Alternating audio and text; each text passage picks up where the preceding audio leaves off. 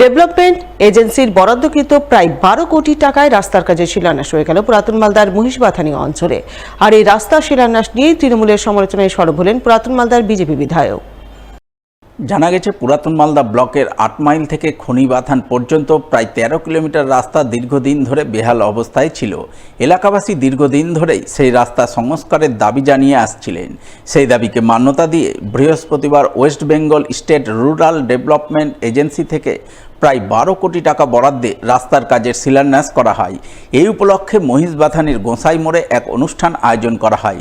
উপস্থিত ছিলেন রাজ্যের মন্ত্রী সাবিনা ইয়াসমিন, মালদা জেলা পরিষদের সভাধিপতি লিপিকা বর্মন ঘোষ, জেলা পরিষদ সদস্য নাইকি হাসদা, পুরাতন মালদা পঞ্চায়েত সমিতির প্রাক্তন সভাপতি মৃণালিনী মণ্ডল মাইতি সহ অন্যান্যরা।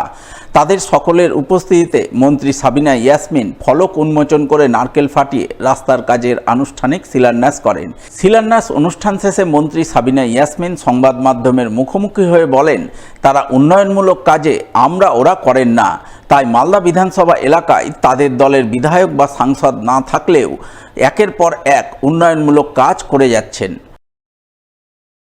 আমরা প্রায় 13 কিলোমিটার রাস্তার শুভ সূচনা করলাম WBSRD ডিপার্টমেন্ট থেকে। আজকে প্রায় 12 কোটি টাকা ব্যয়ে এই রাস্তার শুভ সূচনা হলো, যেটা আমাদের কাছে খুবই একটা খুশির খবর।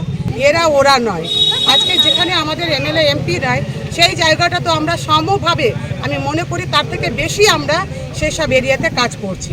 ফলে আমরা বলতে চাই যে এখানে MLA নেই, MP নেই, তারপরেও আজকে এখানে আমরা 12 কোটি টাকার কাজের শুভ সূচনা করি।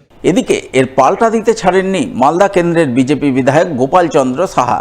তিনি দাবি করেন, কেন্দ্রীয় সরকারের বরাদ্দকৃত অর্থে ওই রাস্তা তৈরি হচ্ছে, অথচ রাস্তার শিলান্যাস অনুষ্ঠানে তাকে এলাকার বিধায়ক হিসাবে ডাকা হয়নি। এমনকি পুরাতন মালদা পঞ্চায়েত সমিতির বর্তমান সভাপতিও ডাক পাননি। আসলে তৃণমূল ও প্রশাসন মিলেমিশে একাকার হয়ে গেছে, যা রাস্তার শিলান্যাস অনুষ্ঠান থেকেই প্রমাণ পাওয়া যাচ্ছে। প্রথম হচ্ছে যে রাস্তার উদ্বোধন করলেন মন্ত্রী এসে। তো মন্ত্রী তো জনপ্রতিনিধি, এখানে তো প্রশাসনের হেড আছে, সাবিনা ইয়াসমিন মন্ত্রী আছেন অবশ্যই। এখানকার MLA-কে বলা হয়েছিল উদ্বোধনে? এখানকার প্রধান জানে? পঞ্চায়েত সমিতির সভাপতিকে বলা হয়েছিল? কাকে বলা হয়েছিল? কীভাবে উদ্বোধন করলেন উনি এসে এখানে রাস্তার? RIDF থেকে রাস্তাটা স্যাংশন হয়েছে। RIDF rural infrastructural development fund থেকে ওনারা যে করছে, তৃণমূলের ব্যানারে, তৃণমূলের মঞ্চ করে রাস্তা উদ্বোধন হচ্ছে। আমরা আশ্চর্য হয়ে যাচ্ছি যে তৃণমূলের মঞ্চতে কী করে রাস্তার উদ্বোধন হয়। রাস্তা কি সরকারি টাকা না তৃণমূলের ফান্ডের টাকা রাস্তা হচ্ছে? যেখানে পঞ্চায়েত সমিতির সভাপতি নেয়, সেখানে পঞ্চায়েত সমিতির প্রাক্তন সভাপতি থাকে কী করে? আসলে তৃণমূলের কালচারটাই এটা, মানে প্রশাসন এবং পার্টি ওরা এক করে ফেলে। অনুষ্ঠানটা হলো, এই অনুষ্ঠানটা ধিক্কার জানায়, কিন্তু প্রশাসনিক মিটিং, রাস্তার উদ্বোধনে প্রশাসনিক আধিকারিক যিনি জেলা শাসক নাই কেন? ব্লকের বিডিও নাই কেন? থাকা উচিত ছিল।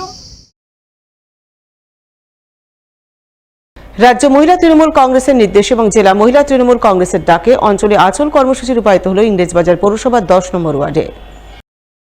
বুধবার সন্ধ্যায় এই কর্মসূচি অনুষ্ঠিত হয় 10 নম্বর ওয়ার্ডের কালীতলা ক্লাব প্রাঙ্গণে। উপস্থিত ছিলেন তৃণমূল কংগ্রেসের রাজ্য সহসভাপতি কৃষ্ণেন্দু চৌধুরী, জেলা মহিলা তৃণমূল কংগ্রেসের সভানেত্রী সাগরিকা সরকার, 10 নম্বর ওয়ার্ডের কাউন্সিলর কাকলি চৌধুরী সহ আরও অনেকেই। এদিন তারা সকলে মিলে অঞ্চলে আঁচল কর্মসূচি রূপায়ণ করেন, যার অঙ্গ হিসেবে সাংগঠনিক নানান বিষয় নিয়ে আলোচনা করেন। সেই সঙ্গে রাজ্য সরকারের বিভিন্ন উন্নয়নমূলক প্রকল্প বাড়ি বাড়ি গিয়ে প্রচার, মহিলাদের রাজ্য সরকারের উন্নয়নমূলক প্রকল্প সম্পর্কে বোঝানো এবং সর্বোপরি আগামী 2026-এর নির্বাচনে পুনরায় রাজ্যের মুখ্যমন্ত্রী হিসেবে মমতা বন্দ্যোপাধ্যায়কে পুনর্নির্বাচিত করতে দলের মহিলা কর্মীদের এখন থেকেই ময়দানে ঝাঁপিয়ে পড়ার নির্দেশ দেন বলে জানা গেছে। আমাদের এখানে নেতৃবৃন্দ রয়েছে, প্রত্যেকে একটা কথা বলবো, বিভাজন করে লাভ হবে না। আমাদের দুর্গা পূজাতে কত টাকা দিচ্ছে? 85,000 টাকা। এবছর 1 লাখ টাকা দিবে। আমাদের একটা ছোট্ট বাংলাতে কয়েক হাজার পূজাতে টাকা দিচ্ছে মমতা দি। আর দিল্লিতে যারা হিন্দুর পরিবার বলে তারা একটা নয়া পয়সা দেয় না, দিতে গেলে ওরা কোটি টাকা দিতে পারতো, দেয় না। এরা হিন্দুদের পরিচয় দেবে?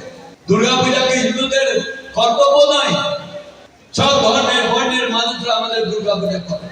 আমরা যখন ঈদ হয় তখন আমরা যাই, ঈদের আগেও ঘুরেছে, একটা বলতে। আমি যদি মালদায় থাকি, যে কোনো যাই, আমি প্রত্যেককে বলবো বিভাজন নেই, ঐক্য করতে হবে, ঐক্যটাই হচ্ছে আসল শক্তি।